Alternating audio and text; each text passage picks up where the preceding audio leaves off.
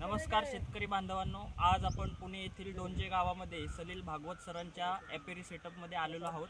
त्यांच्याकडे Serena indica Apis Serena indica या मधमाशीच्या बॉक्स त्यांनी ठेवलेले आहेत। आमच्यासोबत श्रीयुत डुमरे सर, त्यानंतर आमचे सहकारी बंधू भगिनी, त्याचप्रमाणे सर्व मित्र परिवार, आम्ही सगळेजण आज इथे वन मंथची ट्रेनिंग CBRTI तर्फे फील्ड विजिटला इथे आलेलो आहोत। माझ्यासोबत अर्जुन खटिंग, त्यानंतर स्नेहल, कृपाली, त्याच्यानंतर जयमाला, अथर्व आणि प्रतीक आणि मी स्वतः श्रेयस जोरी, आम्ही सर्वजण आज इथे आहोत। तर आता आपण हा जो बॉक्स आहे याचं ऑब्झर्वेशन घेणार आहोत। पुढचं अर्जुन खटिंग सांगते।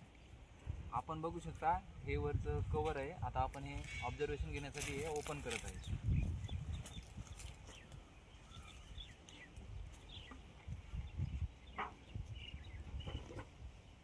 हे आपण आर्टिफिशियल फीडर बनवलेले आहेत त्यांना फीडिंग देण्यासाठी, कारण सध्याची परिस्थिती फ्लावरिंगची नाही आहे, त्यामुळे आपण याद्वारे त्यांना फीडिंग देऊ शकतो आर्टिफिशियल।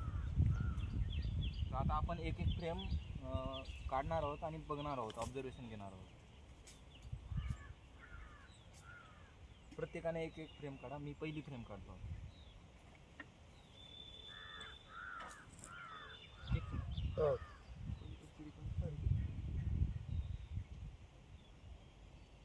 बघू शकता तुम्ही, ही जी कॉलनी आहे स्ट्रॉंग कॉलनी आहे, जे अप्पर साईड आहे वरच्या बाजूला, तो हनी सील्ड हनी आहे यामध्ये, आणि खाली थोडं ब्रूडचं पण प्रमाण आहे थोड्या प्रमाणात, बघू शकता तुम्ही।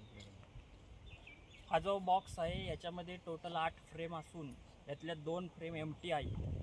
ही पहिली फ्रेम अर्जुनच्या हातात आहे, दुसरी फ्रेम अथर्व घे।